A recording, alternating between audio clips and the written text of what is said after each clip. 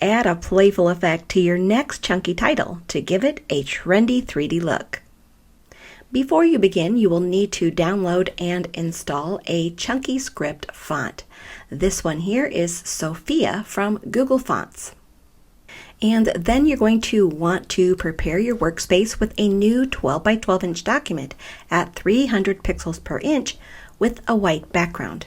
And also press the letter D to reset the color chips to the default of black over white.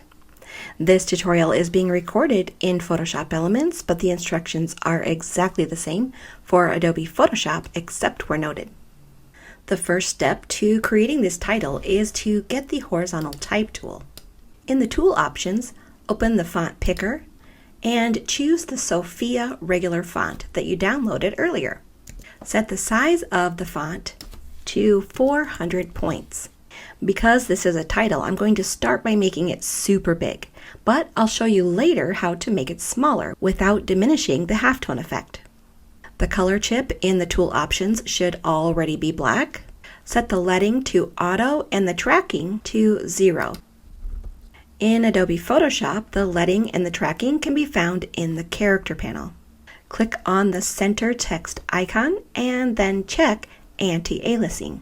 On the document, click once in the center to place the cursor and then type a short word or phrase.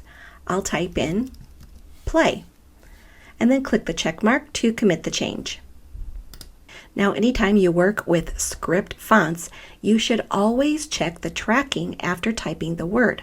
Poor tracking is especially noticeable in large words like this.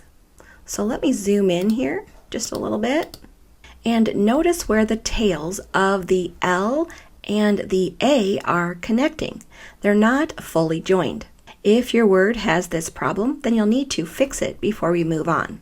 To fix the tracking, which is the space between letters, in the tool options of the horizontal type tool, you'll need to change the tracking.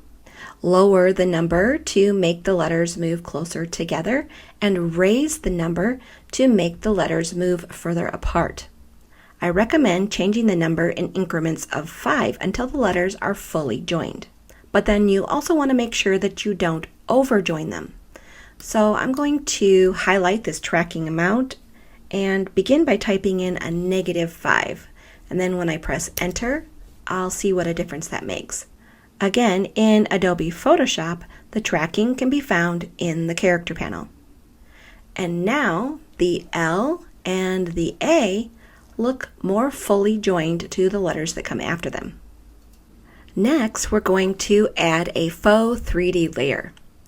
Begin by pressing Ctrl J, that's Command J on a Mac, to duplicate that original type layer. Then in the Layers panel, double-click directly on the name of the duplicate layer, rename it Halftone, and then press Enter or Return to commit the change. And then because the halftone filter that we'll be using works with tones of an image, it will not work with the color black or the color white. So we'll need to change the color of this layer. To do that, once again, get the horizontal type tool and in the tool options, click on the color chip. In Adobe Photoshop, you will choose a medium gray color and click OK. Here in Photoshop Elements, just click on a medium gray color chip and then close the tool options. Next, in the Layers panel, click and drag the halftone layer directly below the original type layer. That will have hidden the gray type layer below the black type layer. Get the Move tool and then alternate pressing the down arrow and the right arrow until that gray layer moves out from behind the original layer. And then you'll want to stop when you see that gap starting to form between the gray layer and the black layer. That means that you've went too far. So to back up, press the up and the left arrow keys back and forth to move it back up just until they're meeting and you no longer see a gap. There's a little bit of a gap still over here on this A, so I'm going to press the left arrow key one more time and that should get rid of that. And now it looks like they're pretty much all connected. You want this to look like it's all one piece of word art, not two separate layers.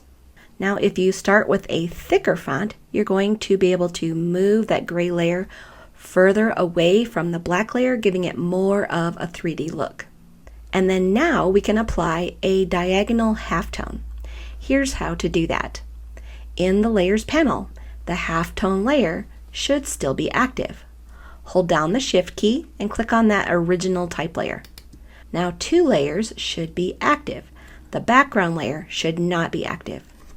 Press Ctrl T, that's Command T on a Mac, to get the transform options. And then in the tool options, set the angle or the rotate to a -45 degrees, and then click the check mark to commit the change. For future reference, you should know that the angle of your word is going to determine the angle of the halftone lines. Next, in the Layers panel, click on the halftone layer to activate it all by itself, and then we need to reset those color chips. So press the letter D to reset the color chips to the default of black over white. And I'll go ahead and close these tool options. As a side note, the color chips that you're using are going to determine the color of the halftone lines. If you'd like to change the colors of the color chips, you'll find instructions in the manual. So with that halftone layer active in the Layers panel, in the menu bar, choose Filter, Filter Gallery. If there is more than one filter gallery listed, choose the bottom one. And then anytime you go to apply a filter to a layer that is not simplified or rasterized, you're going to get a dialog box. Here in Photoshop Elements, it's letting you know that it's going to simplify the type layer. Go ahead and click OK.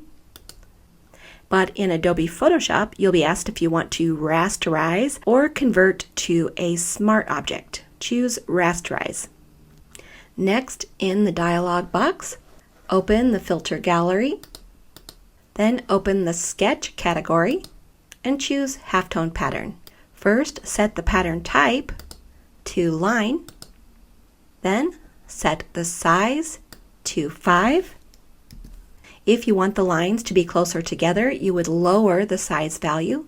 And if you want the lines to be further apart, you would raise the size value.